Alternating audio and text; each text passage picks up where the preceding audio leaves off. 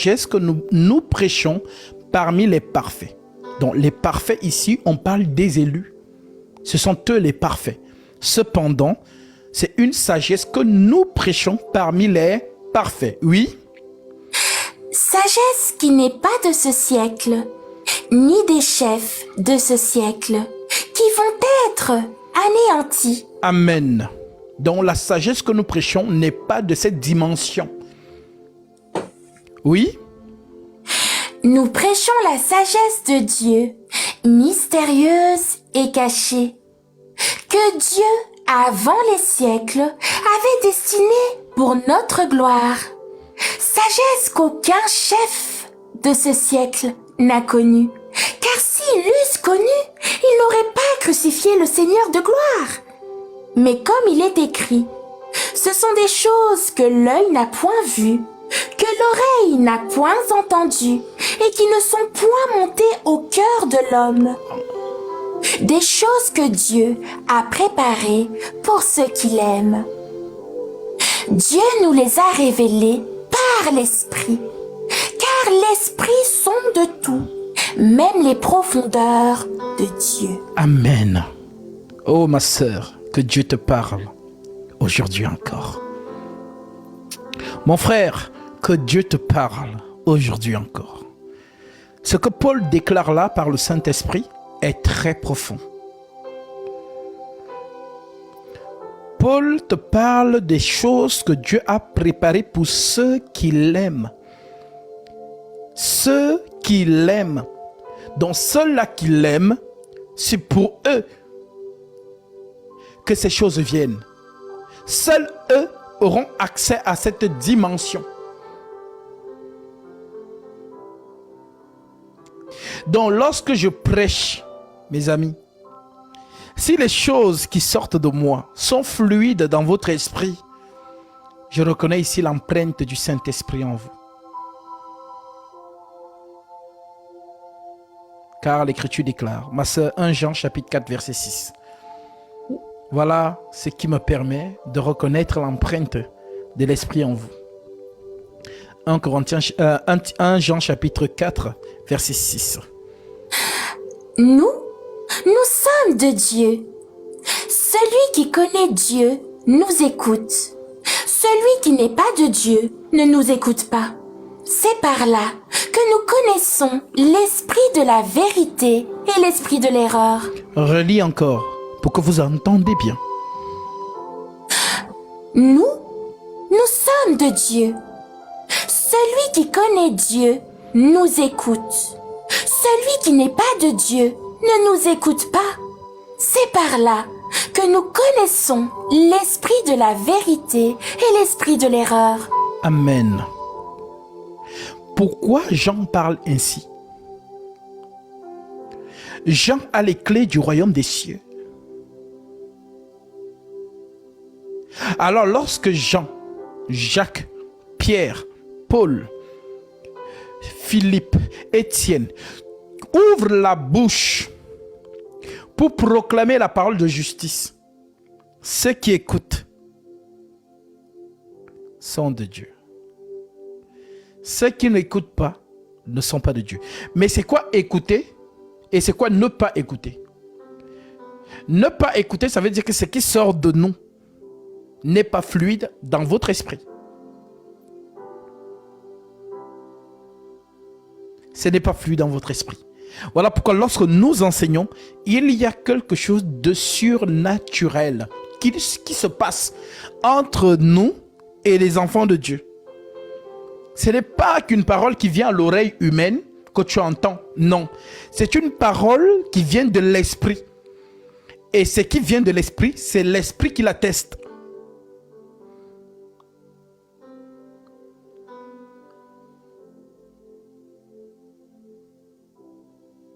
C'est l'esprit qui l'atteste. Nous avons une sœur. Lorsqu'elle écoute ta parole et que l'esprit reconnaît ce que l'esprit dit, ça se manifeste de manières qui peuvent choquer ceux qui ne sont pas habitués. Soit ce sont ses mains qui vont se mettre à faire des schémas, soit c'est une danse qu'elle va commencer à faire sans contrôler. Le Saint-Esprit rend témoignage que nous sommes enfants de Dieu. Ça veut dire que l'Esprit de Dieu est attesté par l'Esprit de Dieu. Mais si tu nous écoutes de l'oreille, avec ton tympan humain, ce ne sont que des paroles qui n'agissent pas en toi. Parce que tu n'es pas connu du Seigneur. On ne force pas. Tu n'as rien fait. Ça ne te pénètre juste pas parce que tu n'es pas du Seigneur.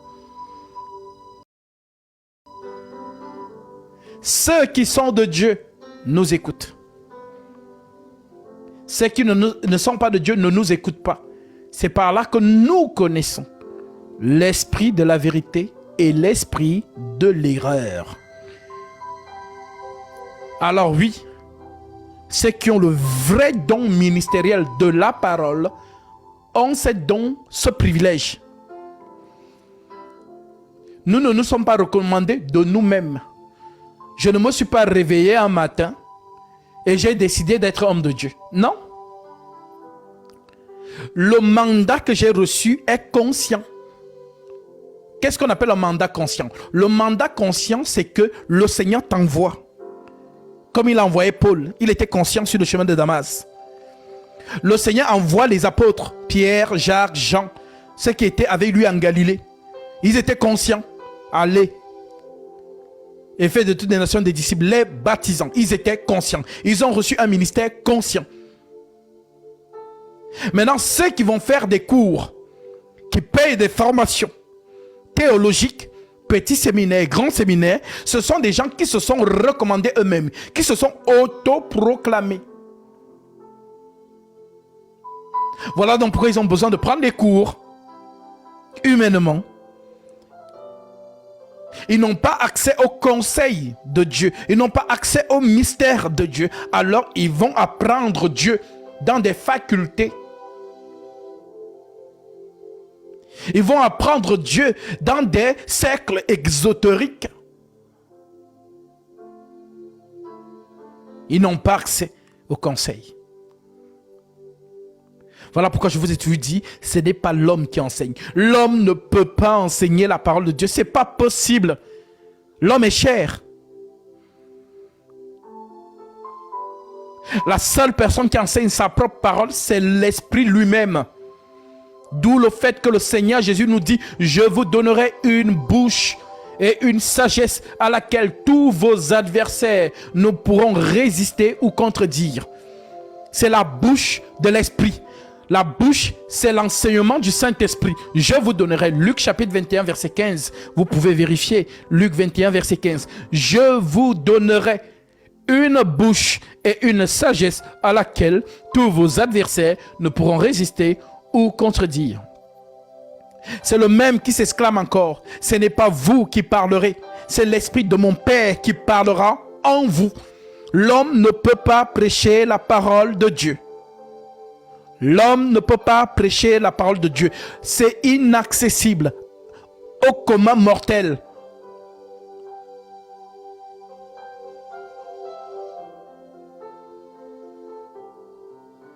Alors oui, l'homme donc qui n'a pas la chose va chercher la chose dans ces cercles-là. Ils reçoivent un diplôme et ils disent qu'ils sont hommes de Dieu. D'où l'écriture qui dit, ma sœur, Proverbe chapitre 2. Proverbe 2.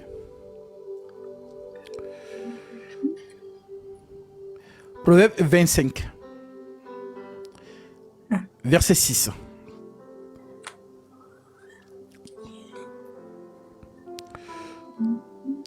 L'écriture à partir du verset... Tu peux même prendre à partir du verset 4. Donc, vous qui avez les Bibles, vous regardez le verset et vous vérifiez. Proverbe 25, verset 6. À partir du verset 4.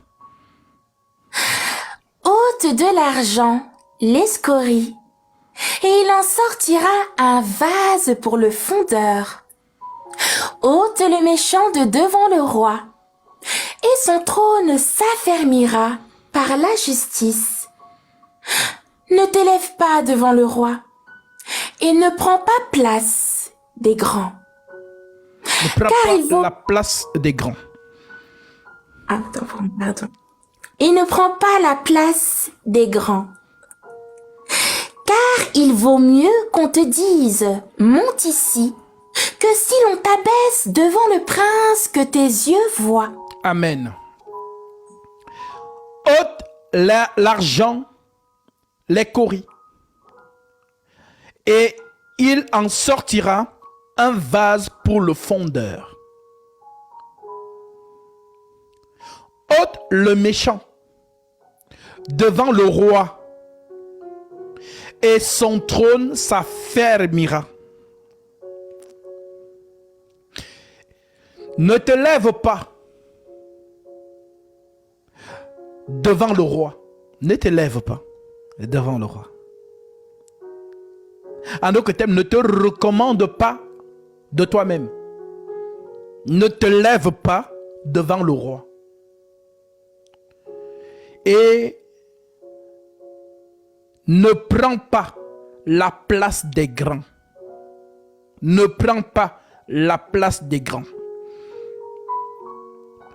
Car il vaut mieux que l'on te dise, monte ici. Monte ici. Monte ici veut dire le Seigneur qui t'élève. Le Seigneur t'appelle au ministère. Et ce n'est pas l'homme, non, c'est le Seigneur lui-même qui te dit monte ici. La plupart des gens vont souvent me dire, mais où est-ce que Gatsby a appris ces choses? Qui l'a recommandé? C'est le Seigneur qui élève. Et lorsque le Seigneur t'élève, mon frère, ma soeur, tu sens l'onction. L'onction de la maîtrise de la parole. Non pas l'apparence. Vous allez voir, ils portent le col, ce qu'ils appellent le col pastoral. Ou alors des soutanes. Non. Ou le talid. Non. Tout ça, on se donne un genre pour avoir une sorte d'apparence de moine. Comme l'écriture le dit, voilà, l'apparence ne fait pas le moine. C'est par l'accent, c'est par la parole, la maîtrise de l'écriture qu'on reconnaît l'onction en toi. Voilà pourquoi celui qui enseigne les choses du ciel, oh, il est peu suivi. Il est peu suivi. Parce que la masse ne comprend pas le langage céleste. La masse comprend le langage du monde. Voilà pourquoi ces hommes ont de l'audience. Parce que c'est le monde qui les écoute. Mais la parole du ciel, non.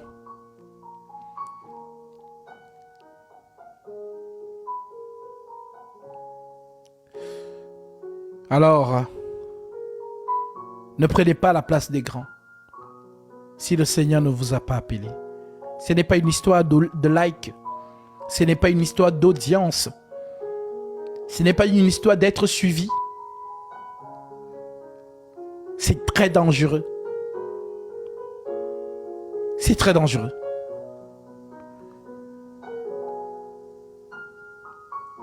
Parce que tu conduis les âmes.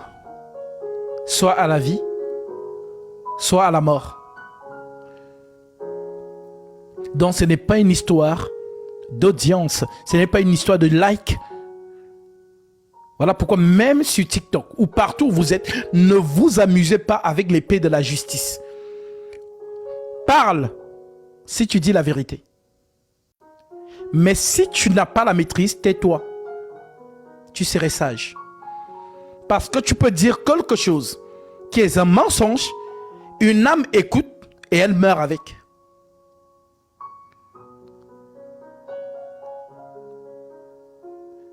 Donc ayez peur de ces choses et de la crainte pour ces choses. Si tu n'as pas été appelé consciemment par le Christ, ne te lève pas.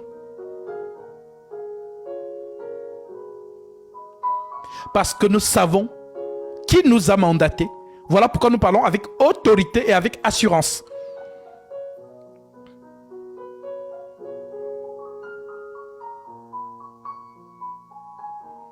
Ce n'est pas un jeu. Malheur à toi. Si tu te recommandes toi-même. Malheur à toi.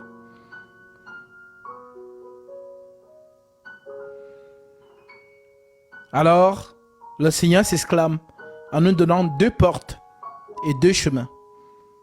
Matthieu chapitre 7, verset 13 à 14. Ma sœur, nous pouvons lire ces 2 chemins qui représentent des hommes. Ces 2 portes qui représentent des hommes.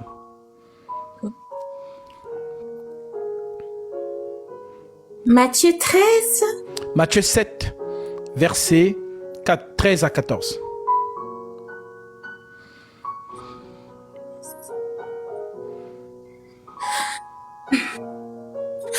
Entrez par la porte étroite, car large est la porte, spacieux est le chemin qui mène à la perdition. Et il y en a beaucoup qui entrent par là. Mais étroite est la porte, resserré le chemin qui mène à la vie. Et il y en a peu qui les trouvent. C'est la parole de justice qui le déclare. Large est la porte. Spacieux est le chemin qui mène à la perdition. Il y en a beaucoup qui entrent par là. Beaucoup entrent par là. Étroite est le chemin. Étroite est la porte. Resserré le chemin qui mène à la vie. Il y en a peu qui les trouvent. Donc vraiment, on reconnaît l'homme de Dieu par la parole. Jésus a dit, vous les reconnaîtrez à leurs fruits. L'onction qui émane de la maîtrise des Saintes Écritures. Celui qui te donne l'interprétation réelle des paraboles de Jésus. La loi, les psaumes et les prophètes. Les épîtres, on n'interprète pas. On applique les épîtres. Qu'est-ce qu'on appelle épître? Depuis acte 2, la descente du Saint-Esprit, jusqu'à la dernière lettre, la lettre de Jude, on n'interprète pas ça.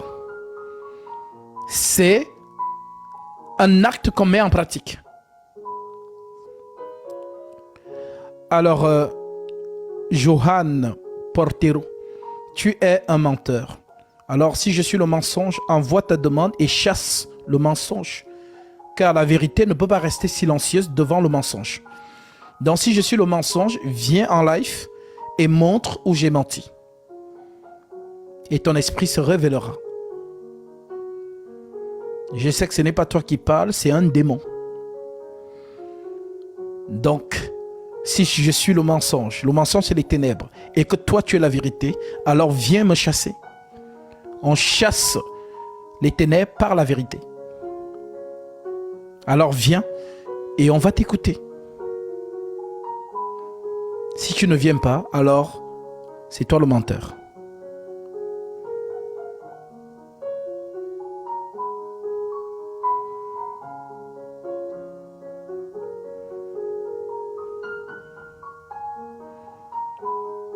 On attend toujours ta demande.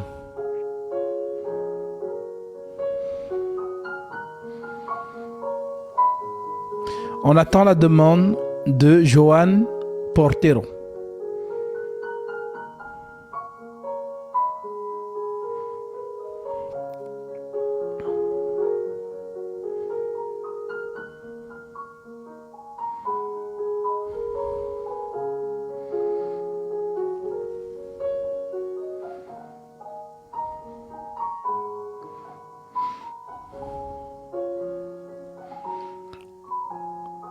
Johan Portero, on attend ta demande. Viens chasser le menteur que je suis ou encore les ténèbres que je suis. Parce que la lumière chasse les ténèbres.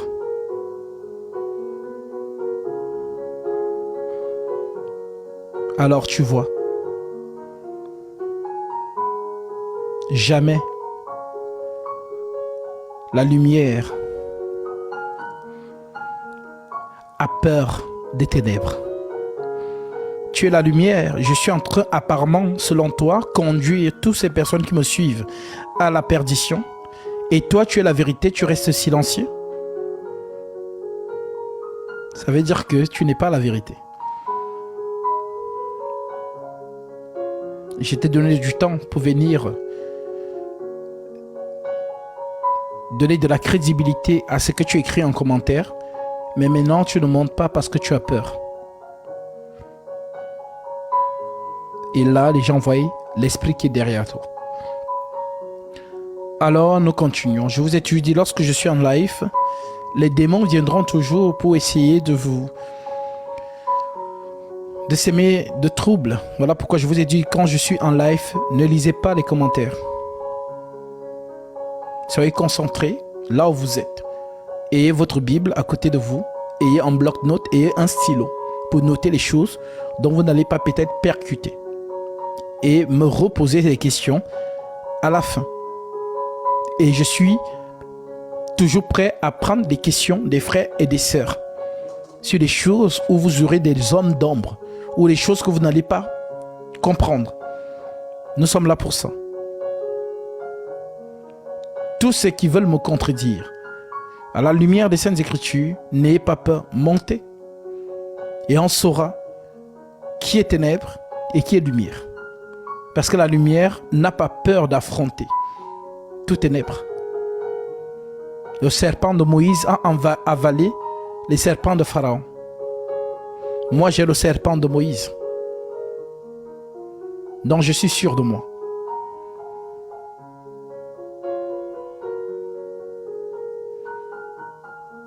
Ah, maintenant, porterai, tu te trouves ridicule. Voilà, c'est comme ça en fait.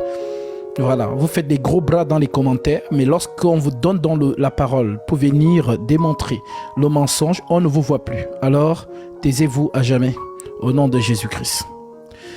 Alors, nous continuons. Donc, comme je vous disais, faites vraiment attention avec ces choses, parce qu'ici, il s'agit des âmes.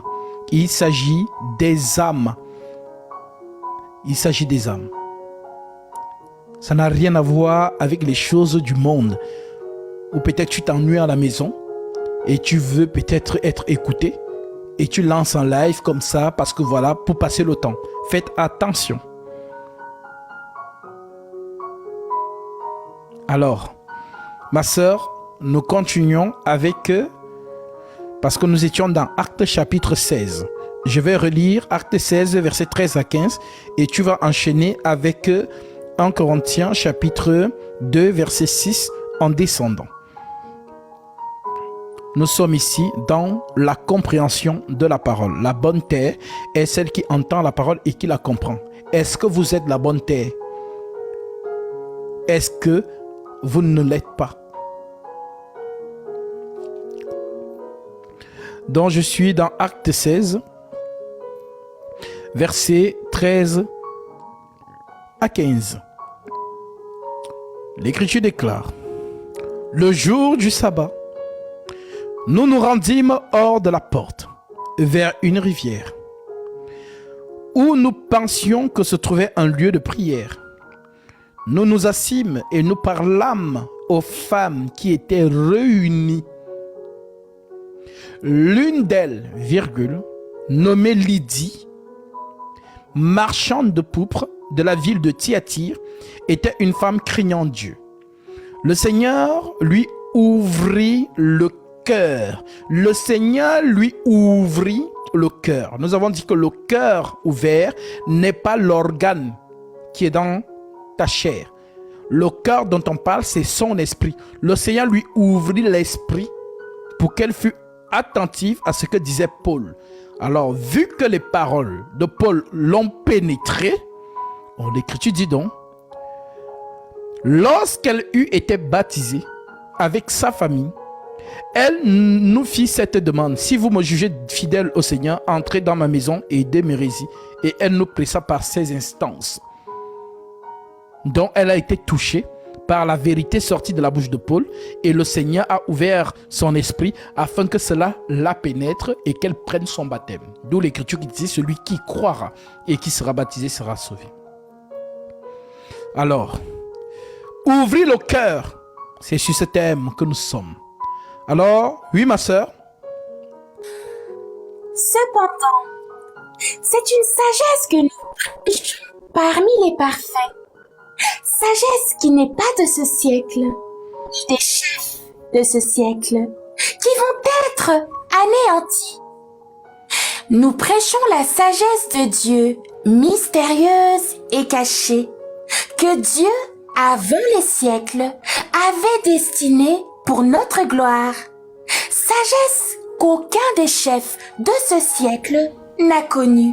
Car s'il l'eût connu, il n'aurait pas crucifié le Seigneur de gloire.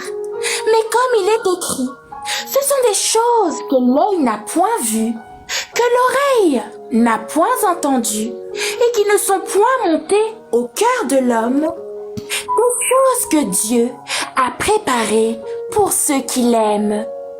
Dieu nous les a révélées par l'Esprit, car l'Esprit sonde tout, même les profondeurs de Dieu. Amen. L'Esprit sonde tout, même les profondeurs de Dieu. Les choses que Dieu a préparées pour ceux qui l'aiment.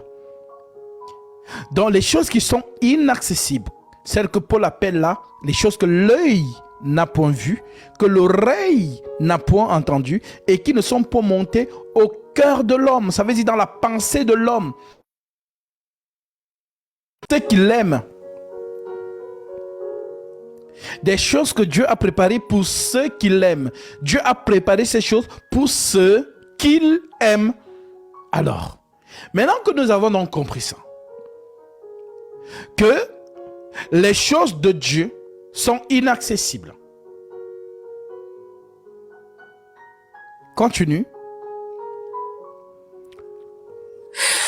Lequel des hommes, en effet, connaît les choses de l'homme, si ce n'est l'esprit de l'homme? C'est une question qui est posée. Lequel des hommes connaît les choses de l'homme, si ce n'est l'esprit de l'homme qui est en lui? En d'autres termes, tu m'écoutes en ce moment. Tu as les secrets dans ton cœur, que moi, humainement, je ne connais pas, mais que seul ton esprit connaît.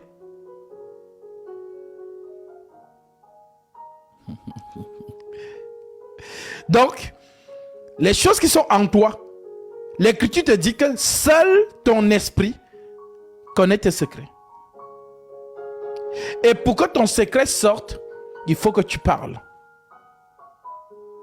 C'est ce que Paul te dit ici. Reprends ça. Lequel des hommes, en effet, connaît les choses de l'homme, si ce n'est l'esprit de l'homme qui est en lui? Amen. Oui.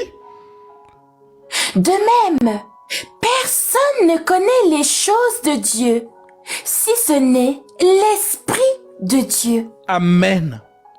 Personne ne connaît les choses de Dieu, si ce n'est l'esprit de Dieu.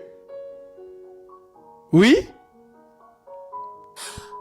Or, nous n'avons pas reçu l'esprit du monde, mais l'esprit qui vient de Dieu. Amen. Or, nous, l'Église, nous n'avons pas reçu l'esprit qui vient du monde, mais l'esprit qui vient de Dieu. Alors, c'est quoi l'esprit du monde?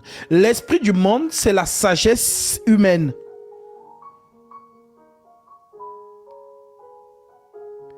Oui? Mais l'esprit qui vient de Dieu, afin que nous connaissions les choses que Dieu nous a données par sa grâce. Amen. Continue. Et nous en parlons, non avec des discours qu'enseigne la sagesse humaine. C'est très important. C'est très important.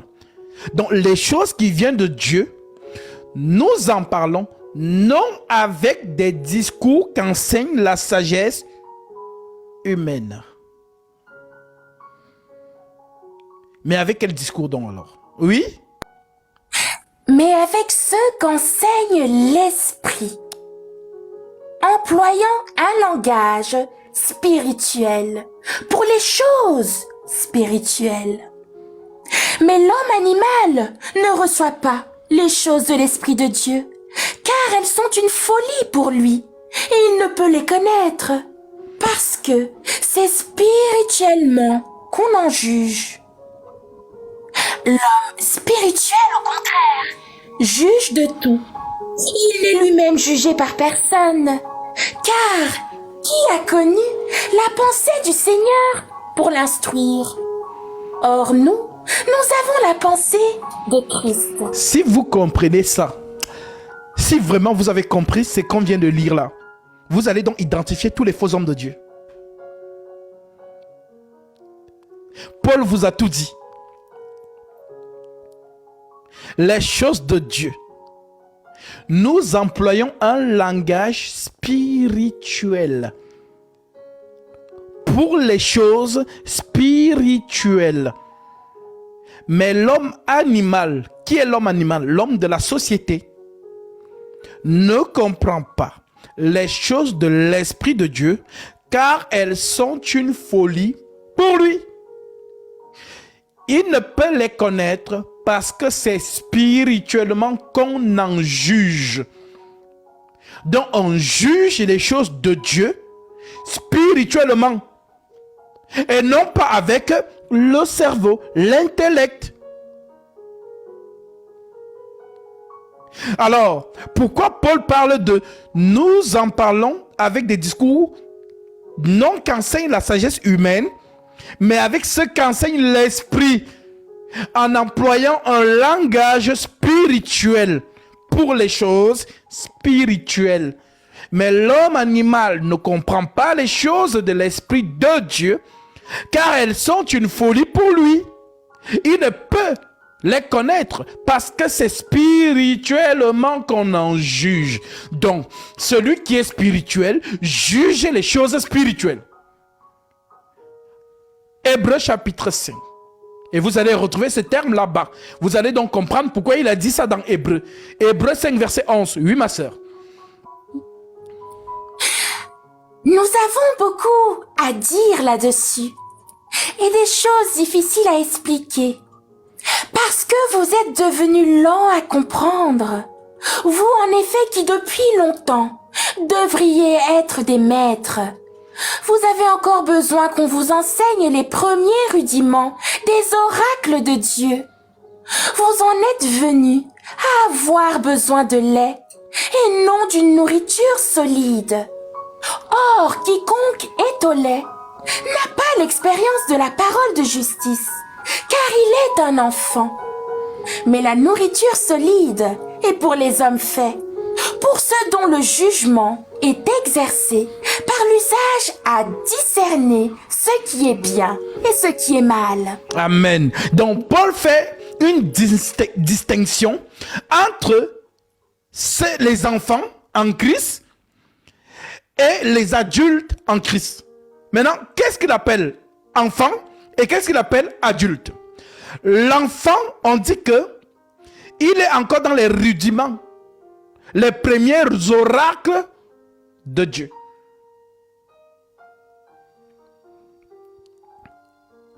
Je vais vous relire ça espacement. On va synthétiser. Parce que comme je disais à une sœur ce matin, on a beaucoup parlé au téléphone depuis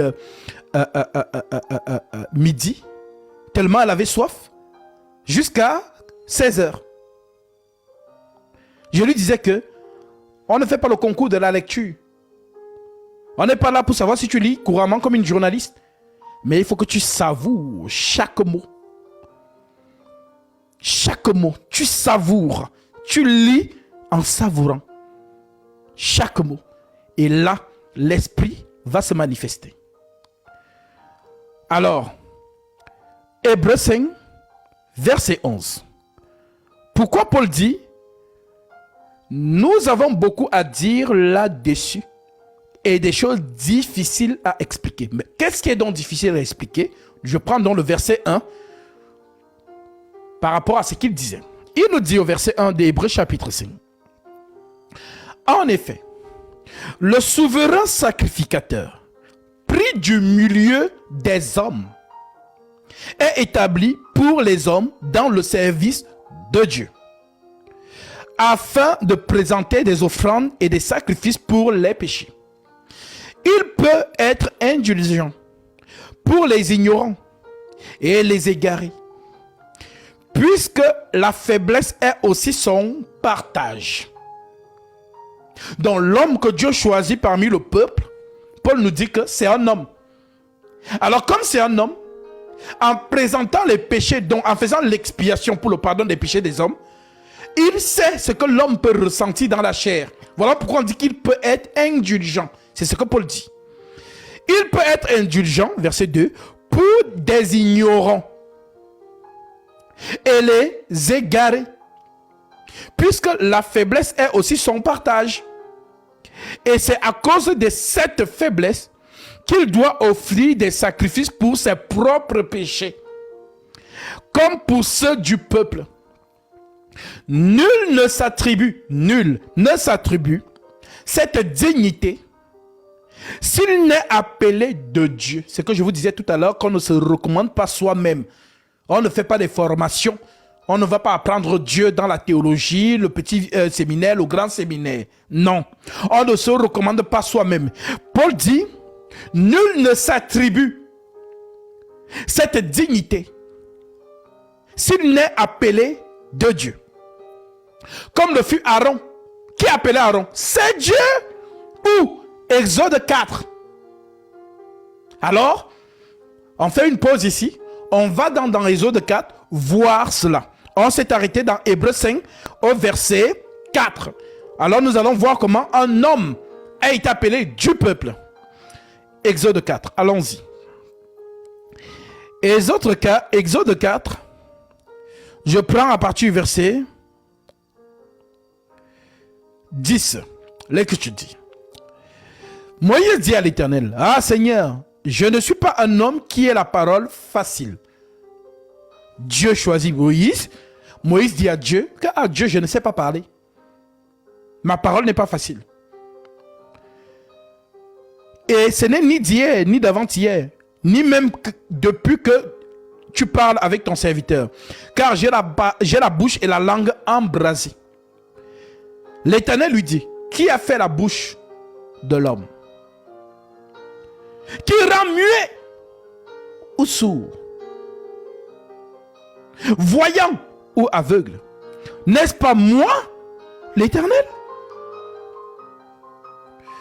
Va donc, je serai avec ta bouche. Va donc, je serai avec ta bouche. Et je t'enseignerai ce que tu auras à dire. Je t'enseignerai ce que tu auras à dire. Donc Moïse ne dit rien de lui-même. C'est Dieu qui dit au travers lui. Je t'enseignerai ce que tu auras à dire. Moïse dit, ah Seigneur, envoie qui tu voudras envoyer. Alors la colère de l'Éternel s'enflamma contre Moïse. Quand il te choisit, que tu le veuilles ou pas, ça sera seulement toi. Prends le temps que tu veux, il est derrière toi. On ne le fuit pas. Quand il t'a choisi, il t'a choisi. Tu montes ou tu descends, c'est toi et une personne d'autre. Donc lorsqu'il te poursuit et que toi tu aimes la vie, tu aimes les femmes, tu aimes l'argent, tu aimes les boîtes de nuit, tu aimes la vie du monde, ne t'inquiète pas, il va tout fermer pour que tu comprennes que il t'appelle. Les amis vont commencer à partir. Les go que tu draguais, aucune, c'est-à-dire même comme on dit souvent ta roue de secours, elle ne répond plus. Tu dis, mais qu'est-ce qui se passe? Tu peux même te regarder sur la glace, mais attends, est-ce qu'elle est plus beau ou quoi que ce soit? Non, c'est le Seigneur qui te rend invisible aux yeux de toutes ces personnes. Il te retire du monde. Tu avais des occasions, de l'argent et tout ça, il ferme tout. Plus rien ne sort. Pas de marché. Maintenant, tu es face au mur. Donc, il y a toi et le mur. Il n'y a plus à côté. Et c'est là donc.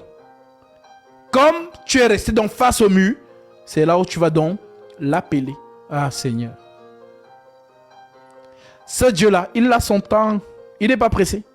Il t'a appelé, ne t'inquiète pas. Si tu ne discernes pas qu'il t'appelle, il va tout fermer. Tu vas commencer à accuser les sorciers du village. Tu vas commencer à dire, oh, on a bloqué ta vie. Oh, je ne sais pas, les jaloux ont fait que... Tu vas commencer à parler, mais il n'y a pas de jaloux. Il n'y a pas un sorcier du village. C'est le Seigneur qui t'appelle.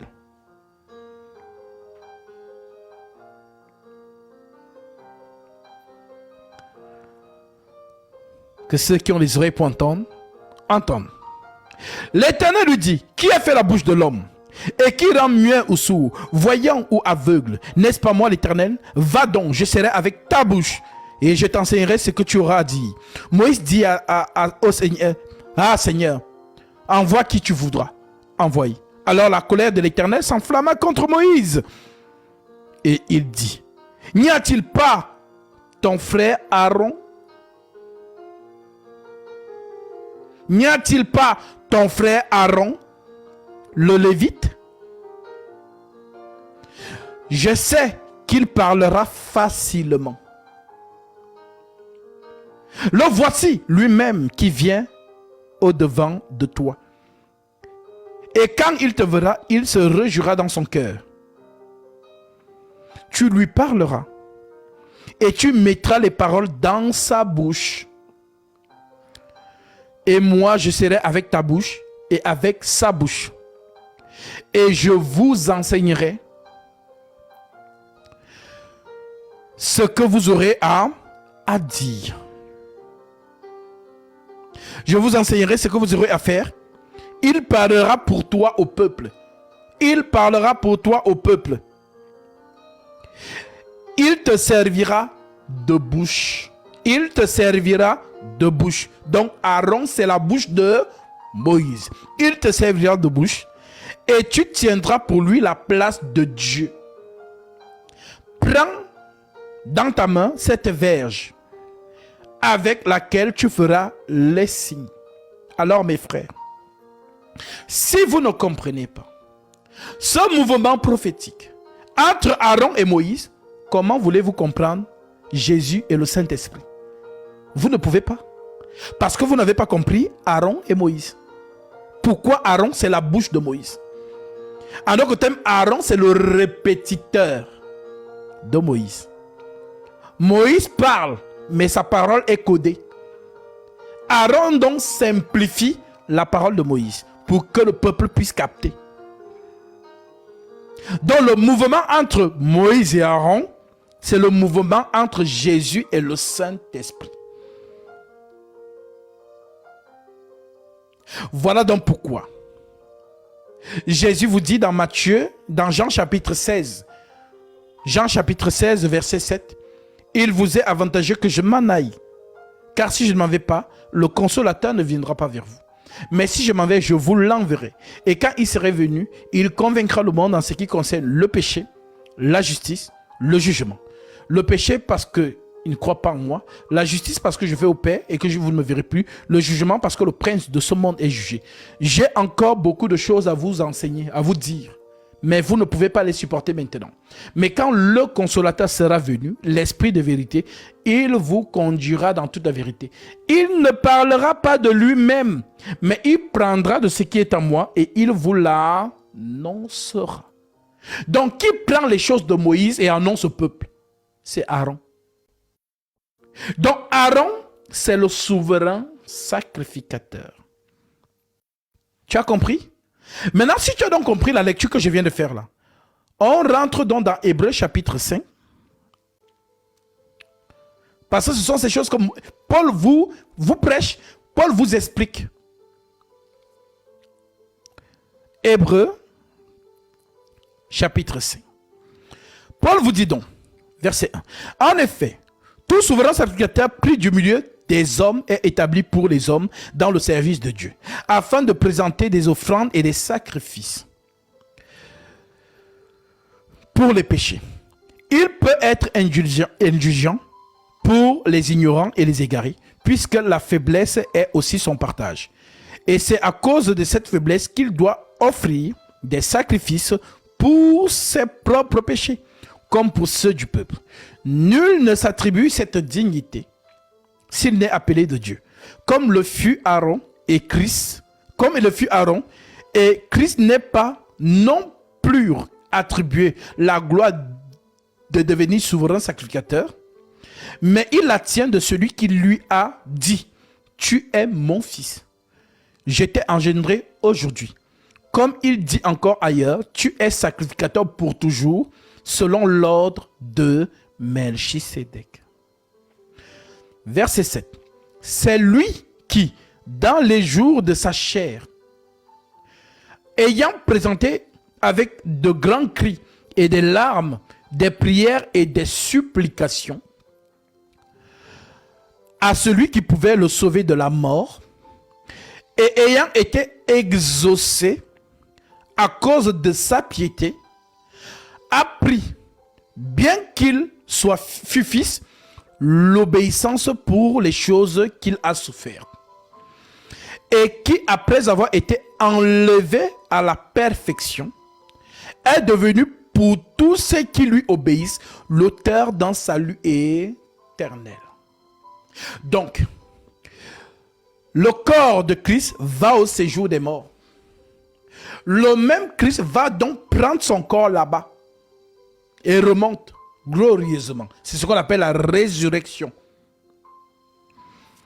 Verset 11 donc. Nous avons beaucoup à dire là-dessus. Donc Paul dit donc, nous avons beaucoup à dire à ce sujet. Et des choses difficiles à expliquer. Les choses qu'il vous a dit, que c'est difficile à expliquer là, c'est ce que je vous prêche aujourd'hui. Lorsque je dis aux gens que Gabriel, c'est le Seigneur Jésus-Christ, qui est le souverain sacrificateur, qui fait l'expiation, ça trouble. Pourquoi? Parce que ce sont des choses difficiles à expliquer. Ce sont des choses inaccessibles. Parce que les gens se disent, mais non, comment ça Gabriel serait Jésus? Parce qu'ils n'ont pas compris que Gabriel, c'est l'esprit, l'étoile.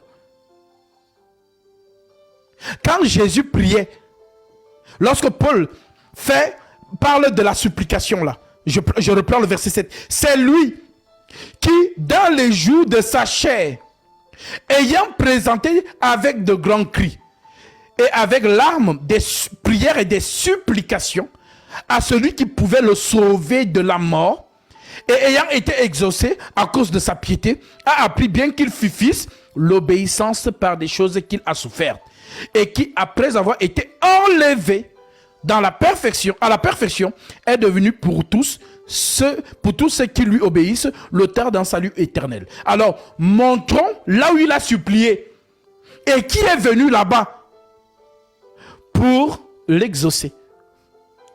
Montrons ça aux yeux de tous. L'évangile, c'est pour les enfants de Dieu.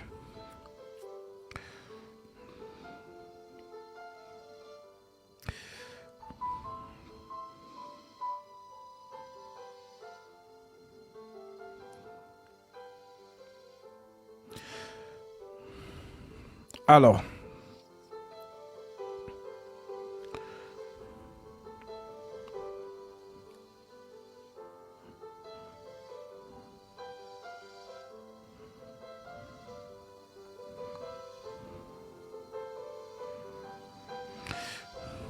ma soeur, tu peux lire ça? Luc 43. Oui. Luc 22, à partir du verset, on peut même prendre à partir du verset 39. Écoutez bien. Donc, Hébreux 7, que nous venons de lire, où Paul vous explique les supplications que Jésus a fait. Il fait référence à quoi? À Luc chapitre 22, verset 39 en descendant. On écoute. Après être sorti, il alla, selon sa coutume, à la montagne des Oliviers. Ses disciples le suivirent. Lorsqu'il fut arrivé dans ce lieu, il leur dit, « Priez, afin que vous ne tombiez pas en tentation. » Puis, il s'éloigna d'eux, à la distance d'environ un jet de pierre, et s'étant mis à genoux, il pria, disant, « Père, si tu voulais éloigner de moi cette coupe, toutefois, que ma volonté ne se fasse pas, mais la tienne. Alors un ange lui apparut du ciel pour le fortifier. Amen. Maintenant, Jésus supplie. Si la coupe peut s'éloigner de lui, maintenant, un ange lui apparaît du ciel pour le fortifier. Mais toi, quand on te dit Jésus est Dieu, tu dis Amen. Jésus, le grand Dieu des cieux. Amen. Ok. Maintenant, si le musulman te pose donc la question, qui fortifie Dieu? Qui fortifie? C'est Dieu qui fortifie. Parce que l'ange est la créature de Dieu. Donc, qui fortifie donc les anges? C'est Dieu. Maintenant, ici, le Jésus que tu dis qu'il est Dieu là, un ange lui apparut pour le fortifier. Alors le musulman va te dire, ah vraiment, je ne sais pas si tu ne comprends pas ou si c'est le français qui te bloque. Regarde toi-même, lis. Comment tu peux dire que cette personne est Dieu? Un ange en train de le fortifier, c'est plutôt lui qui est Dieu qui doit fortifier l'ange. Mais c'est l'ange qui vient le fortifier. Mais est-ce que tu te réalises même? Voilà donc là où beaucoup de musulmans disent que Jésus n'est pas Dieu. Parce que pour eux, ça ne passe pas. Ça ne passe pas. Et humainement, ils ont raison. Humainement. Si on raisonne avec la sagesse du cerveau, oui, ça ne passe pas. Un ange qui vient fortifier Dieu. C'est Dieu qui fortifie les anges. Donc c'est Dieu qui donne la force, non seulement aux hommes, mais aussi aux anges. Mais ici, Dieu, c'est un ange qui vient le fortifier. Alors, si le Saint-Esprit ne t'explique pas ce mouvement, tu adores ce que tu ne connais pas. Tu es comme la femme samaritaine. Vous adorez, mais vous adorez ce que vous ne connaissez pas.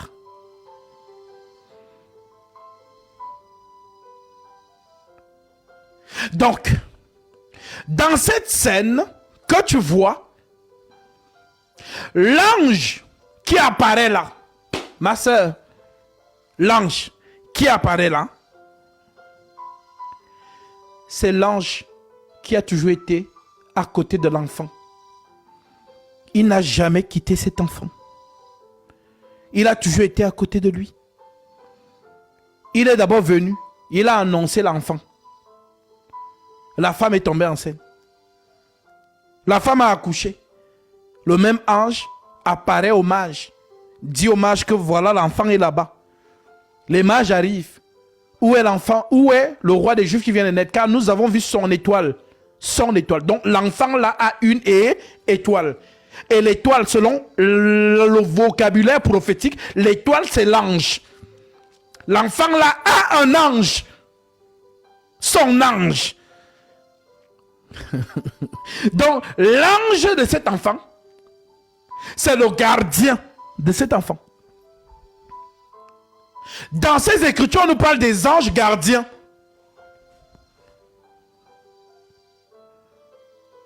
Dans ces écritures. Je vais prendre un exemple.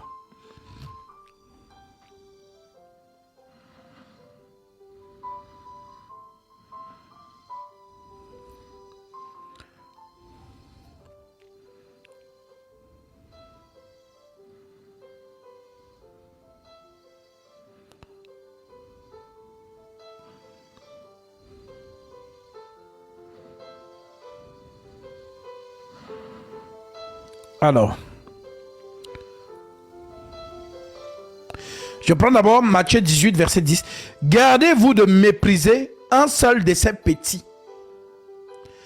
Car je vous dis que leurs anges dans les cieux voient continuellement la face de mon Père qui est dans les cieux. Première écriture. Je prends encore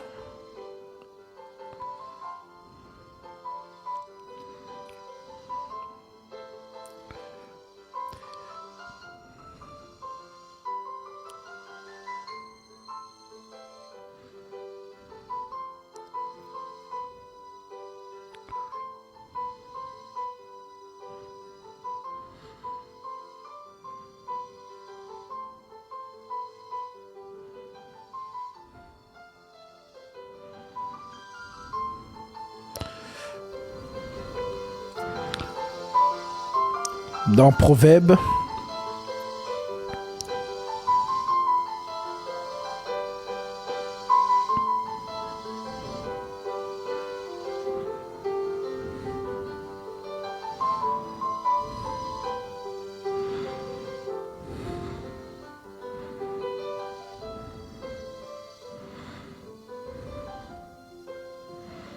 Non.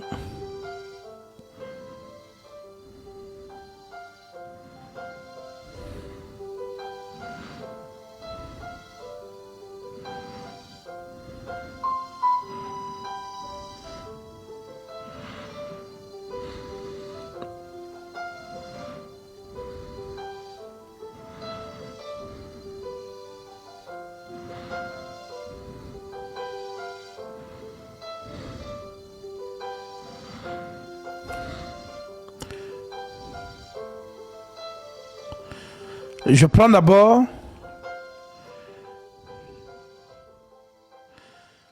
Job chapitre 33. Job 33 verset 23. L'Écriture dit: mais s'il s'y trouve pour lui un ange intercesseur,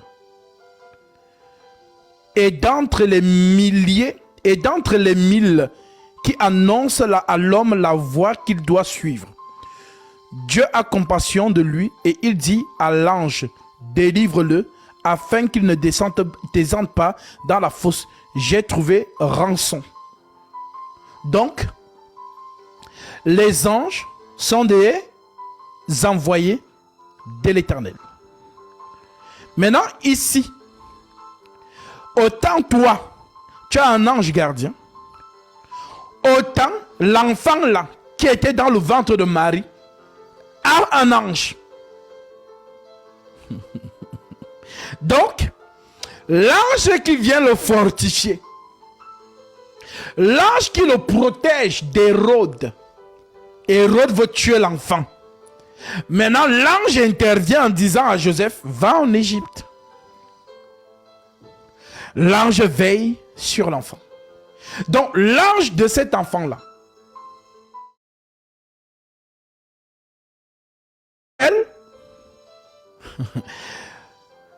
c'est-à-dire, l'enfant que tu vois n'est rien d'autre qu'une silhouette de la lumière. Donc, la lumière reflète sur la terre. Donc, Gabriel, c'est le Jésus que tu vois. Et le Jésus que tu ne vois pas, c'est Gabriel.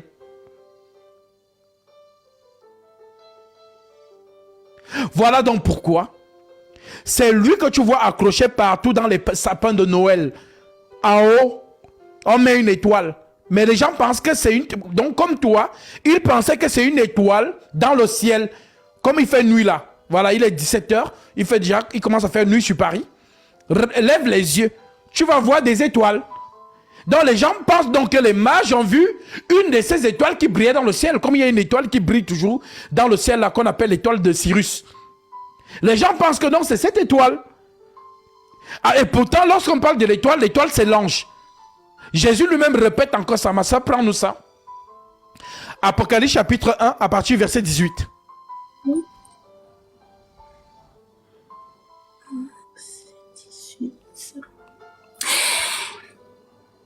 et le vivant. J'étais mort, et voici, je suis vivant au siècle des siècles. Je tiens les clés de la mort et du séjour des morts. Écris donc les choses que tu as vues, et celles qui sont, et celles qui doivent arriver après elles. Le mystère des 7 étoiles que tu as vues dans ma main droite, et des 7 chandeliers d'or. Les 7 étoiles sont les anges des 7 églises. Amen. Donc, les 7, et on dit le mystère des 7 étoiles que tu as vu sur ma main droite. Les 7 étoiles sont les 7 anges. Donc, y a-t-il 7 anges? Non. C'est l'ange parfait qu'on appelle donc 7 anges. En d'autres termes, c'est un ange parfait. Donc, l'ange qu'on représente en 7 fois dans Apocalypse chapitre 1, continue le verset. Les 7 étoiles sont les 7 anges. Pardon. Les 7 étoiles sont les anges des 7 églises, et les 7 chandeliers sont les 7 églises. Donc, il y a 7 chandeliers, il y a 7 anges. Mais nous savons que il n'y a pas 7 chandeliers, 1, 2, 3, 4, 5, c'est un langage prophétique. 7 chandeliers veut dire un chandelier parfait, le chandelier parfait. Donc, le chandelier, on nous dit que c'est l'église. Et les 7 anges, c'est toujours un ange. Donc, il y a l'ange et le chandelier. Donc, le chandelier, c'est pour porter quoi? La lumière. Donc, sur le chandelier, il y a la lumière. La lumière, là, c'est l'ange. Maintenant, comment est-ce que je te résume ça pour que tu comprennes? Maintenant, regarde comment Jésus présente cet ange maintenant ici. Apocalypse 22, verset 16.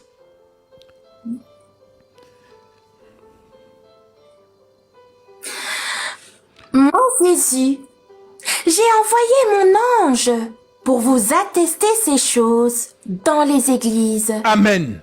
Moi, Jésus, j'ai envoyé mon, au singulier, ange pour vous attester ces choses dans les églises. Maintenant, si on devait comprendre charnellement, dans Apocalypse chapitre 1, comme on a parlé de 7 anges, il allait dire, moi Jésus, j'ai envoyé mes anges pour vous attester ces choses dans les églises. Mais il dit, moi Jésus, j'ai envoyé mon ange pour vous attester ces choses dans les églises. Donc il y a un ange qui prêche dans les églises. Alors, nous sommes une seule église, mais nous avons diverses assemblées, comme dans les Écritures.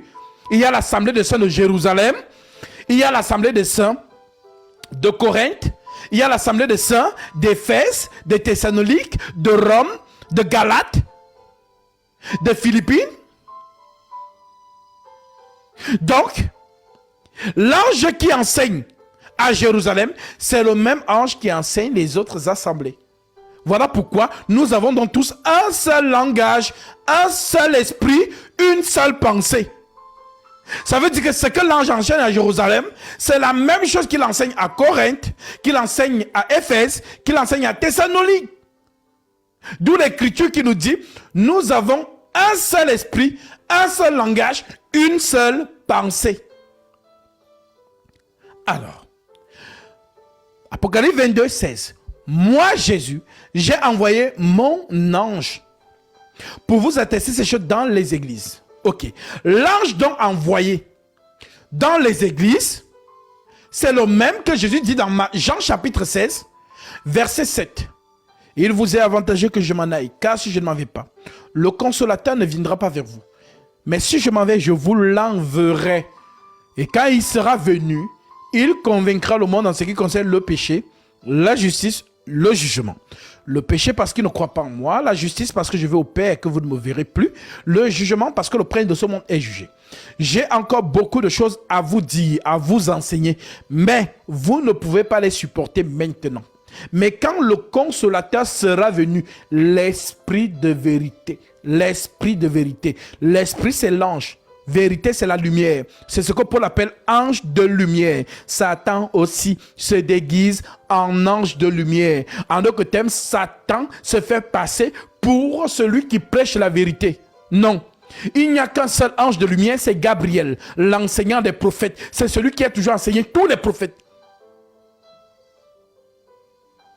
Voilà donc pourquoi, lorsque Jésus donc te dit ici, dans Apocalypse chapitre 22, 16, moi Jésus, j'ai envoyé mon ange. Tu penses qu'il parle de quel ange? Qui est l'ange messager dans les Écritures? Qui est l'ange messager? C'est Gabriel.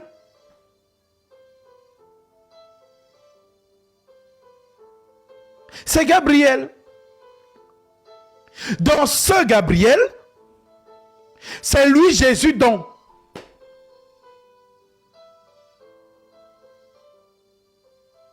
C'est lui le Seigneur Jésus-Christ qui vous enseigne dans les églises. C'est l'ange de lumière, l'ange de la vérité. Est-ce qu'il y a deux vérités? Non. Pourquoi donc Jésus dit, lorsque le consolateur sera venu, l'esprit de vérité. Est-ce qu'il y a deux esprits de vérité? Non, il n'y a qu'un seul esprit de vérité. C'est cet esprit-là qui a dit, je suis la lumière du monde. Je suis la lumière du monde. Et qui a dit ça sur terre? C'est Jésus. Je suis la lumière du monde. En d'autres termes, je suis l'ange de lumière. La lumière, lui, dans les ténèbres, c'est moi l'ange de lumière. C'est moi la vérité. Quand il dit je suis la lumière du monde, ce n'est pas la lumière de ton ampoule. Ce n'est pas la lumière de ton téléphone, ni la lumière du soleil. Non, je suis la lumière du monde. En d'autres termes, je suis la vérité. Donc quand on dit lumière, lumière c'est la vérité. Donc l'ange de lumière, donc l'ange, l'esprit de vérité, c'est ce qu'on appelle ange de lumière. Alors, cet ange de lumière donc, c'est lui donc qui a toujours veillé sur l'enfant. Parce que le propriétaire de l'enfant, c'est l'ange. Voilà pourquoi Gabriel n'a jamais quitté Jésus. Étant bébé, il ne l'a jamais quitté. Ça a été toujours son protecteur. Alors, lorsque tu vois donc, dans Matthieu chapitre, dans Luc 22, 39, dans Luc 22, bah ça tu peux reprendre ça, Luc 22, 39. Oui. Luc 22, verset 39.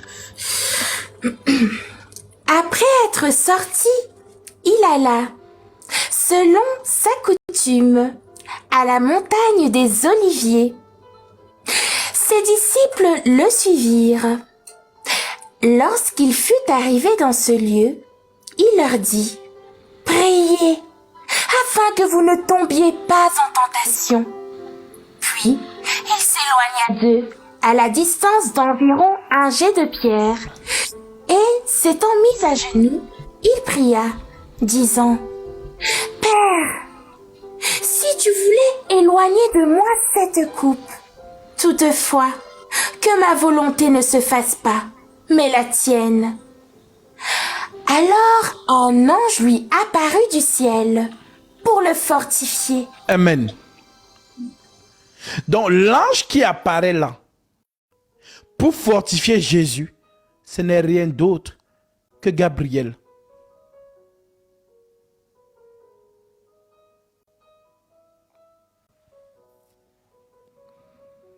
Parce que tu dis que Jésus est Dieu. Mais si le musulman te pose alors la question, tu dis qu'il est Dieu, d'accord. Mais comment un ange peut fortifier Dieu? C'est plutôt Dieu qui fortifie l'ange. Alors tu répondras à cette personne que l'ange qui apparaît là, c'est Jésus, sa silhouette. Voilà pourquoi on dit de Jésus, il est l'image du Dieu invisible. Ça veut dire que le vrai Dieu, on ne le voit pas. Donc Jésus, c'est la silhouette de Dieu. D'où le fait donc que Gabriel dise à Marie, parce qu'elle demande comment cela se fera-t-il. Et l'ange lui dit, la puissance du Très-Haut viendra sur toi. Le Saint-Esprit viendra sur toi et la puissance du Très-Haut te couvrira de son ombre. La puissance du Très-Haut te couvrira. Lisez, parce que quand je dis ça en paraphrasant, les gens peut-être ne saisissent pas. Lisez Luc chapitre 1. On prend à partir du verset 26 cette conversation. Luc chapitre 1 verset 26. L'Écriture dit, au 6e mois, l'ange Gabriel fut envoyé par Dieu dans une ville de Galilée, appelée Nazareth, auprès d'une vierge fiancée à un homme de la maison de David nommé Joseph. Le nom de la vierge était Marie. L'ange entra chez elle et lui dit, je te salue toi à qui une grâce a été faite. Le Seigneur est avec toi. Troublée par cette salutation, par cette parole, Marie se demandait ce que pouvait signifier une telle salutation. L'ange lui dit, ne crains point Marie, car tu as trouvé grâce devant Dieu. Et voici, tu deviendras enceinte. Et tu enfanteras un fils. Et tu lui donneras le nom de Jésus. Il sera grand et sera appelé fils du Très-Haut. Et le Seigneur Dieu lui donnera le trône de David son père. Il régnera sur la maison de Jacob éternellement, et son règne n'aura point de fin. Marie dit à l'ange, comment cela se fera-t-il, puisque je ne connais point d'homme? L'ange lui répondit, le Saint-Esprit viendra sur toi, et la puissance du Très-Haut te couvrira de son ombre. C'est pourquoi le saint enfant qui naîtra de toi sera appelé fils de Dieu. Donc, les gens n'ont pas fait attention à cette phrase. La puissance du Très-Haut te couvrira de son ombre. Une ombre donc, c'est quoi? Une ombre est une image qu'on ne voit pas bien. Regarde ton ombre. Toi qui me regardes, regarde ton ombre, ta silhouette. Est-ce qu'on voit bien ta silhouette? On ne peut pas t'identifier à travers une silhouette. On va voir une présence, mais on ne voit pas la personne. Si là, on veut bien t'identifier, on va donc te regarder toi-même directement. Et on va savoir si tu es blanche, si tu es noire, si tu as les yeux verts, si tu as les yeux bleus. On aura la précision en te regardant. Mais si on regarde ta silhouette, si on regarde ton ombre, on ne verra pas ces détails. Donc si Gabriel dit donc à Marie, parce que c'est un sujet un peu tabou hein, chez les musulmans. Parce que ils disent, quand Gabriel Djibril apparaît là-bas, parce que le Djibril qui apparaît ici dans la Torah n'est pas le même que celui qui apparaît dans le Coran. Parce que l'Écriture dit, nous t'avons envoyé Gabriel sur la forme d'un homme parfait pour te faire don d'un fils pur. Maintenant, quand tu poses donc la question aux musulmans, ok, il a fait le don là comment? Comment il a fait le don là? Est-ce qu'il a mougou avec Marie? Parce que pour enceinte une femme, il faut coucher avec elle. Il a fait comment? Même vous les chrétiens là. Comment Marie est tombée enceinte? À quel instant T elle a été fécondée?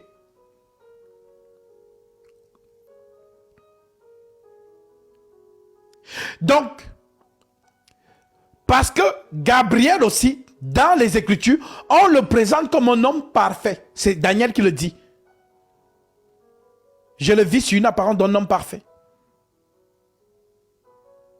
Donc, comment donc Marie est donc tombée enceinte? Lorsqu'on dit, on pose la question aux musulmans. Oh non, Jésus c'est le roux là. C'est le kun, faya kun.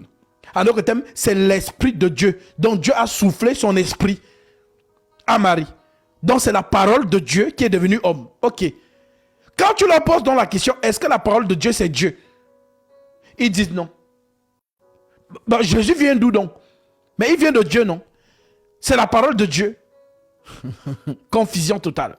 Maintenant, quand on vient dans les écritures bibliques, comment est-ce que Marie est tombée enceinte? Sur l'action du verbe de Gabriel. C'est quand Gabriel lui a parlé qu'elle est tombée enceinte. En d'autres termes, la parole de Gabriel féconde Marie.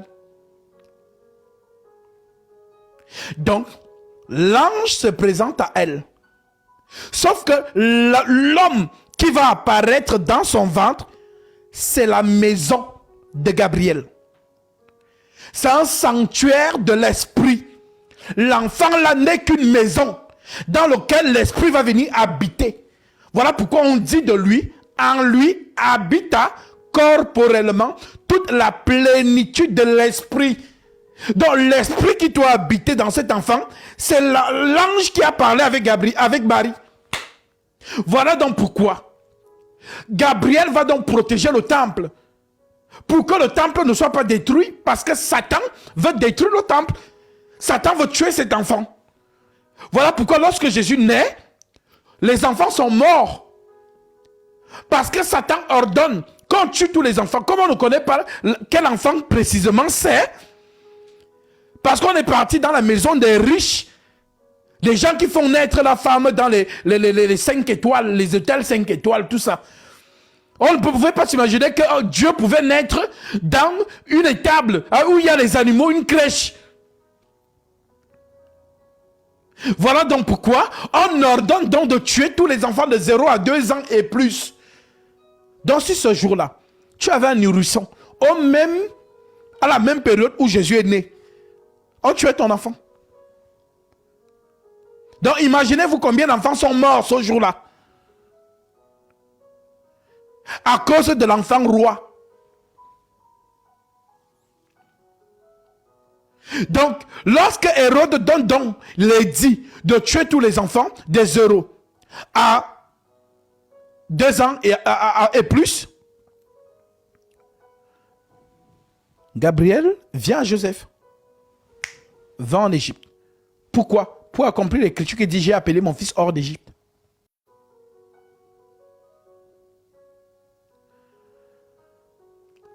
Alors pourquoi il a tant protégé cet enfant?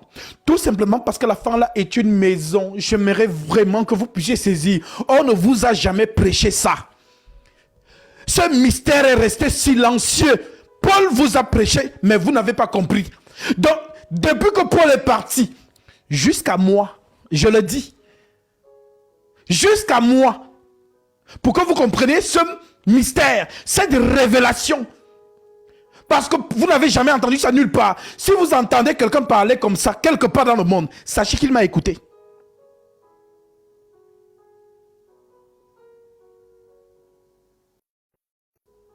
Voilà pourquoi on dit que les gens ne connaissent pas Jésus. Ils ne connaissent pas. Ils ne connaissent pas leur Dieu. Et quand tu ne connais pas ton Dieu, tu es un idolâtre. Parce que tu pries ou tu adores ce que tu ne connais pas. Vous adorez, mais vous adorez ce que vous ne connaissez pas. Tu es idolâtre, tu adores ce que tu ne connais pas.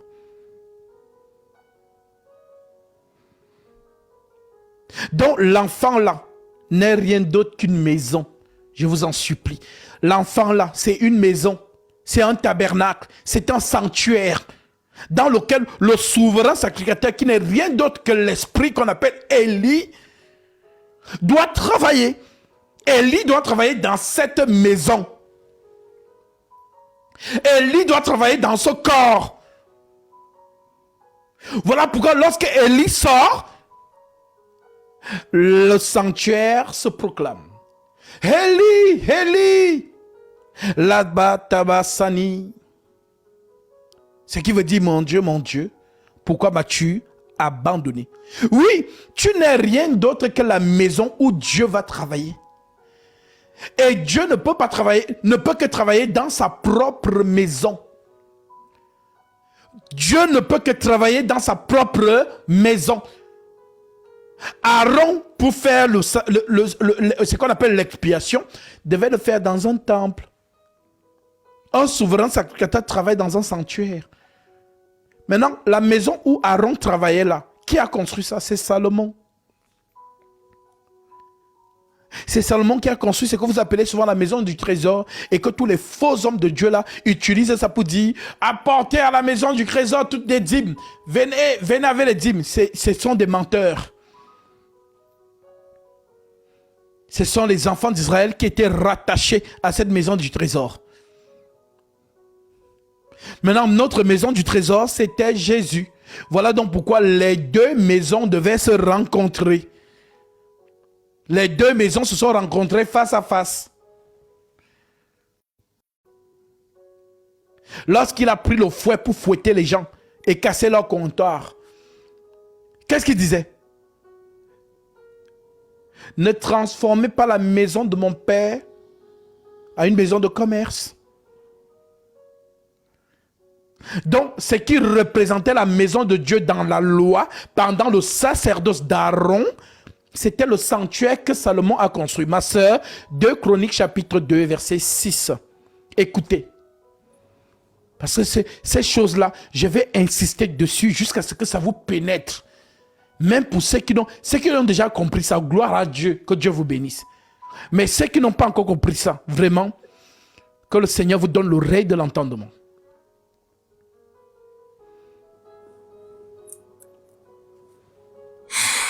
Mais qui a le pouvoir de lui bâtir une maison? Mais qui a le pouvoir de lui bâtir une maison? Oui. Puisque les cieux et les cieux des cieux ne peuvent le contenir. Puisque les cieux et les cieux des cieux, en d'autres termes, l'univers intersidéral ne peut pas contenir l'Esprit de Dieu. Oui. Et qui suis-je pour lui bâtir une maison? Qui suis-je moi, Salomon, pour bâtir une maison à Dieu? Oui. Si ce n'est pour faire brûler des parfums devant lui. Envoie-moi donc un homme habile pour les ouvrages en or, en argent, en airain et en fer. Amen. Amen. Donc, la maison du trésor de l'ancienne alliance a été construite par Salomon. Mais Salomon prophétise en disant, qui suis-je moi pour lui bâtir une maison, si ce n'est pour faire brûler de l'encens et du parfum? Parce que lorsqu'on brûle le parfum ou de l'encens, c'est le pardon des péchés. Il n'y a que cette odeur qui l'apaise. Il n'y a que cette odeur qui calme sa colère. Voilà pourquoi lorsque Noé a sacrifié les animaux, les a mis sur l'autel, l'odeur qui est montée, on dit que l'Éternel sentit une bonne odeur. Et il prit donc la décision de ne plus détruire la terre. Donc Salomon vous dit donc que je bâtis juste la maison pour qu'on présente des parfums. Alors, cette maison donc que Salomon dit qu'il a bâtie, Salomon vous donne un indice en vous disant que voici les cieux des cieux ne peuvent le contenir. Donc, combien moins cette maison que je bâtis, dont la maison là est plus petite que les cieux des cieux, dont Dieu ne peut pas suffire dedans. Ok. Maintenant, entre la maison que Salomon a bâtie, la maison du trésor, le temple de Jérusalem, et le corps de Jésus, qu'est-ce qui est plus grand en superficie? Ce qui est plus grand en superficie, on est bien d'accord que c'est la maison du trésor. Parce que nous habitons dans une maison, tu ne peux pas être plus grand que ta maison. Mais maintenant, Jésus donc, on vous dit donc que dans son corps là, l'esprit, dont les cieux et les cieux des cieux ne peuvent contenir, cet esprit est venu habiter dedans. C'est-à-dire tout l'esprit a suffi en Jésus. En lui habita corporellement toute la plénitude de la divinité. En d'autres termes, qui a construit la maison où l'Esprit va habiter? C'est Gabriel. Voilà donc pourquoi il n'y a que lui qui peut venir habiter dedans. Alors il va protéger l'enfant. Protéger l'enfant pour que l'enfant atteigne l'âge de 30 ans. Parce que c'est en 30 ans que la loi dit que l'enfant d'Israël doit commencer le sacrifice. Donc le Lévi doit commencer le sacerdoce. C'est à l'âge de 30 ans. C'est ce que l'Écriture dit. C'est à 30 ans que le Lévi commence le sacerdoce. 30 ans et plus. Voilà donc pourquoi l'ange va veiller sur l'enfant jusqu'à ce qu'il atteigne 30 ans.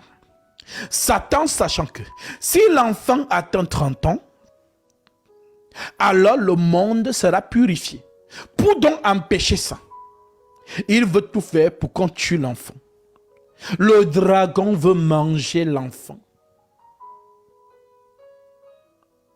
Mais l'ange protège son corps. Lorsque l'enfant a donc 30 ans, l'ange prend donc l'enfant, l'amène au Jourdain. Lorsque l'enfant arrive au Jourdain, Jean-Baptiste présente donc l'enfant en disant, c'est le sacrifice. Jean ne dit pas, voici le souverain sacrificateur. Jean dit, voici l'agneau de Dieu. Donc voici le pardon des péchés. Voici l'effusion de sang. Voici le parfum qui apaisera la colère de Dieu.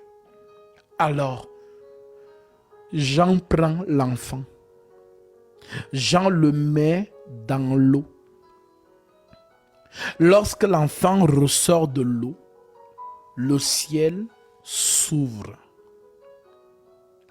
Le souverain sacrificateur descend donc pour venir habiter dans sa maison. Et lorsqu'il habite dans sa maison, il travaille donc et doit déchirer le voile de cette maison.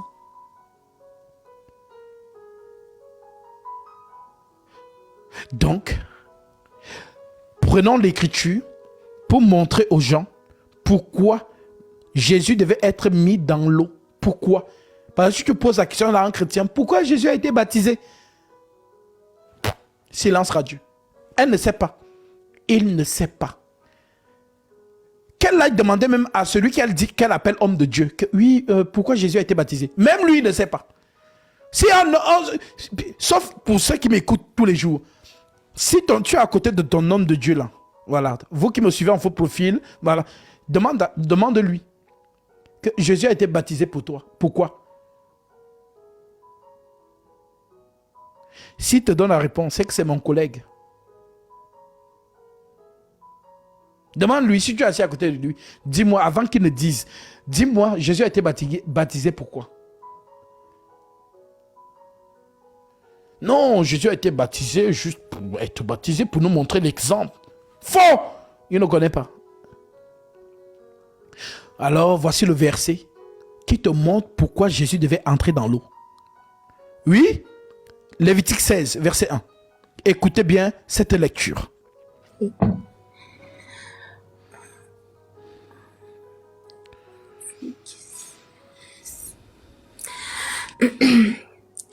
L'Éternel parla à Moïse après la mort des 2 fils d'Aaron, qui moururent en se présentant devant l'Éternel. L'Éternel dit à Moïse, « Parle à ton frère Aaron, afin qu'il n'entre pas en tout temps dans le sanctuaire, au-dedans du voile, devant le propitiatoire qui est sur l'arche, de peur qu'il ne meure. Car j'apparaîtrai dans la nuée. » Amen. Amen. Car je ferai quoi? J'apparaîtrai dans la nuée sur le propitiatoire. Car j'apparaîtrai dans la nuée sur le propitiatoire. Le propitiatoire, c'est le couvercle de l'arche de l'alliance.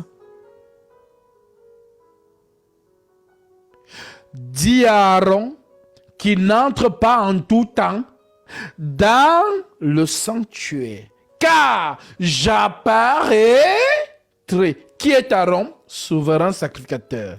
Donc, qui apparaît dans le lieu très saint là-bas? Dieu seul.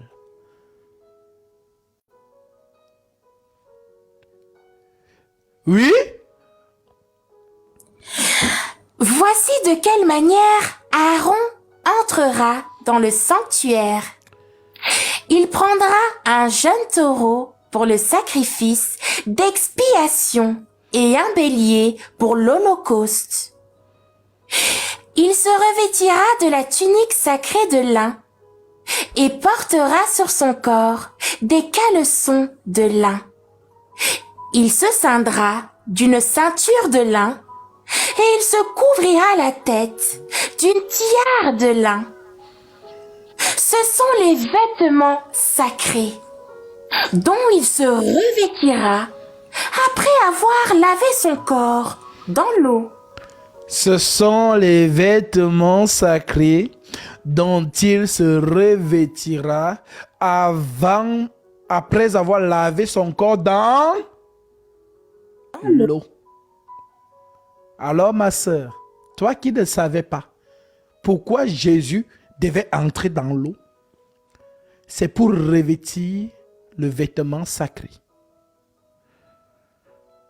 Car pour faire le service, il faut être habillé du vêtement sacré. Donc, que voulait donc dire ce vêtement sacré? Voilà pourquoi on vous dit que les femmes n'enseignent pas.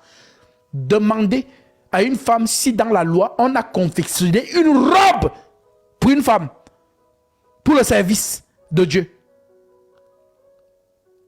Demandez. Parce que seul celui qui porte la robe fait le service d'expiation. Elle vous dit souvent, non, Déborah la prophétesse, Myriam la prophétesse, machin. Demandez-leur si l'une de ces femmes avait une robe brodée spécialement pour entrer dans le lieu très saint. Non. Alors, maintenant que tu as donc compris, ma sœur, tu mets égal. N'oublie plus jamais. Avec ça là, tu peux aller enseigner celui qui dit qu'il est un homme de Dieu. Lévitique 16 qu'on vient de lire, égal Jean chapitre 1, verset 29. Allons voir l'accomplissement de cette écriture. Jean 1, verset 29.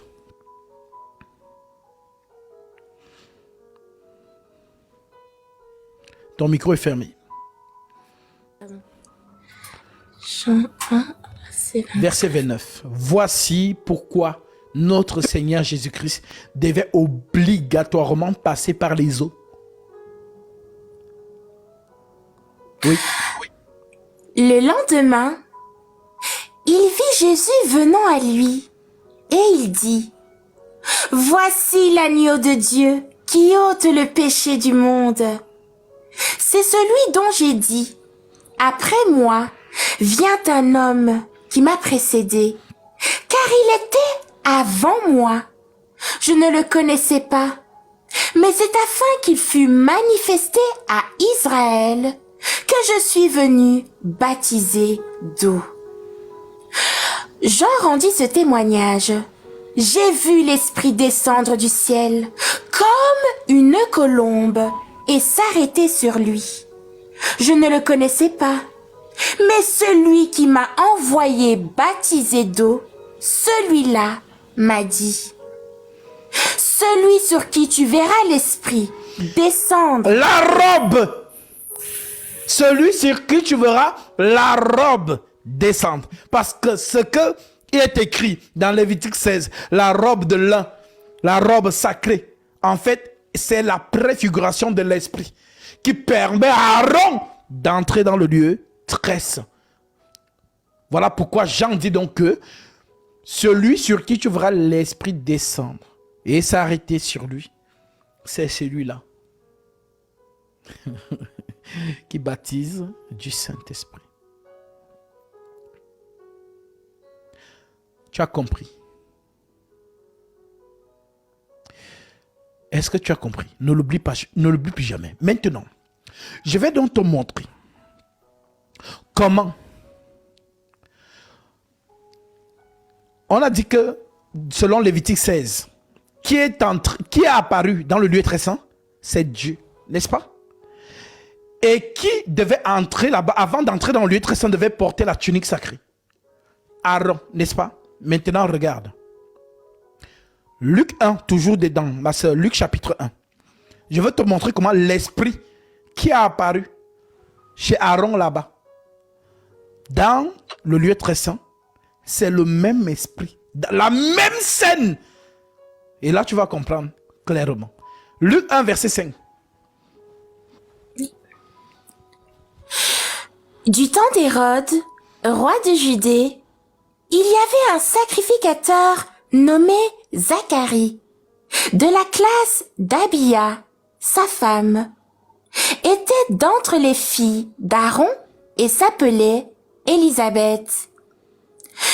Tous deux étaient justes devant Dieu, observant d'une manière irréprochable tous les commandements et toutes les ordonnances du Seigneur. Ils n'avaient point d'enfants, parce qu'Élisabeth était stérile. Et ils étaient l'un et l'autre avancés en âge. Or, pendant qu'il s'acquittait de ses fonctions devant Dieu, selon le tour de sa classe... Qui? Zacharie. Zacharie est appelé devant Dieu pour les fonctions du sacerdoce, comme Aaron, oui? Il fut appelé par le sort, d'après la règle du sacerdoce, à entrer dans le temple du Seigneur pour offrir le parfum. Toute la multitude du peuple était dehors en prière. Amen. À l'heure du parfum. Quand le souverain sacrificateur entre dans le lieu très saint, tout le peuple est dehors en prière. Pourquoi ils sont en prière? Pour prier pour que Dieu exauce l'expiation qui va être faite pour le pardon de la péché. Oui? Alors un ange du Seigneur apparut à Zacharie et se tint debout à droite de l'autel des parfums. Zacharie fut troublé en le voyant, et la frayeur s'empara de lui. Amen. Est-ce que vous vous en rendez compte? Qui a apparu là-bas à Lévitique 16? Dieu. Maintenant, qui apparaît ici, dans le lieu très saint? Et quelle position? À la droite des autels des parfums. Une position sacrée, la position de Dieu. Qui a apparu là-bas? Continue. Mais l'ange lui dit, « Ne crains point, Zacharie, car ta prière a été exaucée. Ta femme, Élisabeth, t'enfantera un fils, et tu lui donneras le nom de Jean. Il sera pour toi un sujet de joie et d'allégresse, et plusieurs se réjouiront de sa naissance, car il sera grand devant le Seigneur. Il ne boira ni vin, ni liqueur enivrante, et il sera rempli de l'Esprit Saint dès le sein de sa mère. Il ramènera plusieurs des fils d'Israël au Seigneur, leur Dieu. Il marchera devant Dieu avec l'esprit et la puissance d'Élie pour amener les cœurs des pères vers les enfants et les rebelles à la sagesse des justes, afin de préparer au Seigneur un peuple bien disposé. Zacharie dit à l'ange, « À quoi reconnaîtrai-je cela? Car je suis vieux et ma femme est avancée en âge. » L'ange lui répondit, je suis Gabriel. Je me tiens devant Dieu. Alléluia. Continue. J'ai été envoyé pour te parler et pour t'annoncer cette bonne nouvelle. Et voici, tu seras muet et tu ne pourras parler jusqu'au jour où ces choses arriveront. Parce que tu n'as pas cru à mes paroles. Alléluia. Oui. Qui s'accompliront en leur temps. Parce que tu n'as pas cru en mes paroles qui s'accompliront à leur temps, alors je te frappe, tu deviens muet. Et nous allons consulter les Écritures pour savoir qui est digne de rendre un homme muet. On va vérifier ça dans les Écritures. Alors, j'espère que tu as compris que qui apparaît ici dans le lieu très saint, c'est Gabriel. Et le souverain sacrificateur est choqué de le voir. La frayeur s'empare de lui et il lui dit, calme-toi. Je suis Gabriel, je me tiens devant Dieu. En autre thème, je vais aussi vous expliquer c'est quoi se tenir devant Dieu. Voilà, parce que je ne connais jamais mon audience. Je ne sais pas qui le Seigneur a amené aujourd'hui pour entendre ces choses. Donc, ceux qui ont déjà entendu, gloire à Dieu. Ceux qui découvrent ça pour la première fois, je sais que vous êtes choqués. Vous êtes choqués. Je sais aussi que si vous avez l'Esprit de Dieu en vous, vous êtes en joie en ce moment T. Alors oui, je suis Gabriel, je me tiens devant Dieu. C'est la réponse que Gabriel fait à Zacharie, qui est dans le Dieu très saint. Et puisque tu n'as pas cru en mes paroles, tu seras muet jusqu'à ce que ces choses arrivent. Alors je vais vous montrer qui a la capacité de rendre un homme muet, selon les Saintes Écritures. Nous vérifions d'abord ça. Prenons d'abord Ézéchiel chapitre 3 à partir du verset 26. Oui. Luc chapitre 1. Nous sommes dans Luc chapitre 1 à partir du verset 5. Donc, Ézéchiel chapitre 3 verset 26. Nous vérifions ici qui rend un homme muet. J'attacherai ta langue à ton palais pour que tu sois muet. Qui? Et que tu... Qui le fait? Qui rend ici Ézéchiel muet? Remonte encore un peu au verset 23. Je me levai et j'allais dans la vallée. Et voici, la gloire de l'Éternel apparut, telle que je l'avais vue près du fleuve du Kébar. Alors je tombai sur ma face. L'Esprit entra en moi et me fit tenir sur mes pieds. Et l'Éternel me parla et me dit, « Va t'enfermer dans ta maison, fils de l'homme, voici. On mettra sur toi des cordes avec lesquelles on te liera, afin que tu n'ailles pas au milieu d'eux. J'attacherai ta langue à ton palais pour que tu sois muet. » Alléluia. Continue. Et que tu ne puisses pas les reprendre, car c'est une famille de rebelles. Mais quand je te parlerai, j'ouvrirai ta bouche pour que tu leur dises, « Ainsi parle le Seigneur, l'Éternel. Que celui qui voudra écouter, écoute, et que celui qui ne voudra pas, une famille de rebelles. » Amen. Donc, qui a fermé la bouche du prophète Ézéchiel? C'est Dieu lui-même. J'attacherai ta langue à ton palais et tu seras muet. Premier verset. Cherchons le deuxième. Exode chapitre 4, verset 10. Oui.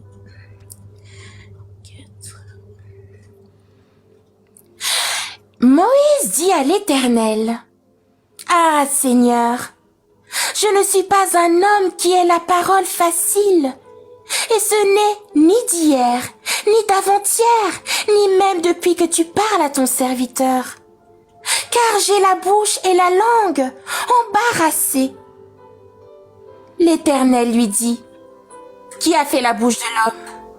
Et qui rend muet ou sourd, voyant ou aveugle? N'est-ce pas moi? L'Éternel? Amen. Ça, l'Éternel rend muet. Alors, qui est Gabriel pour rendre un souverain sacrificateur muet devant son peuple? Car si la bouche du souverain sacrificateur est fermée, Dieu ne parle pas. Si la bouche du souverain sacrificateur est muet, il n'y a pas de prédication en Israël. Selon quelle écriture, ma sœur? Malachie chapitre 2, verset 7. Oui.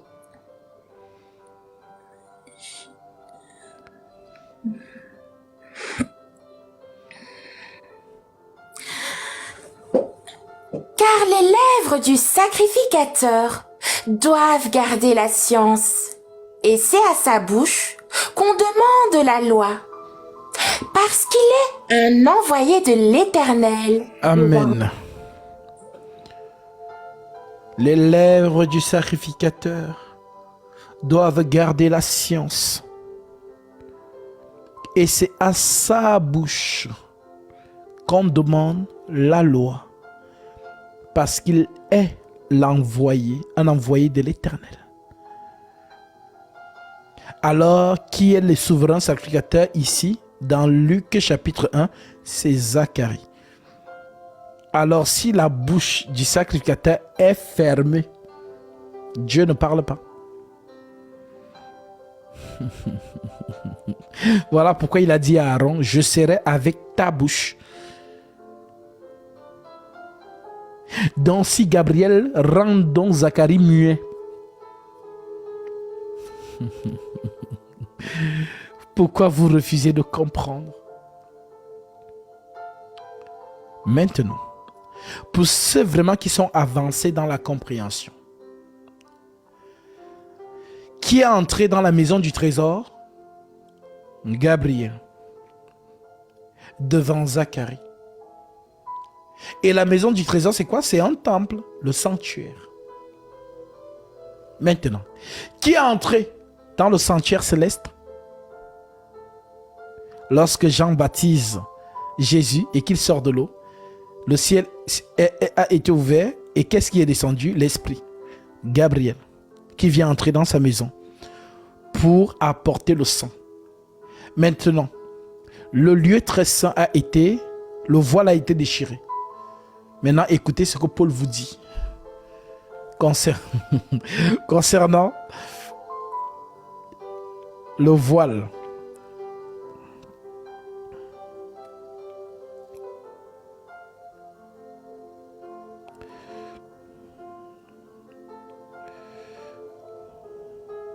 Oh, c'est merveilleux.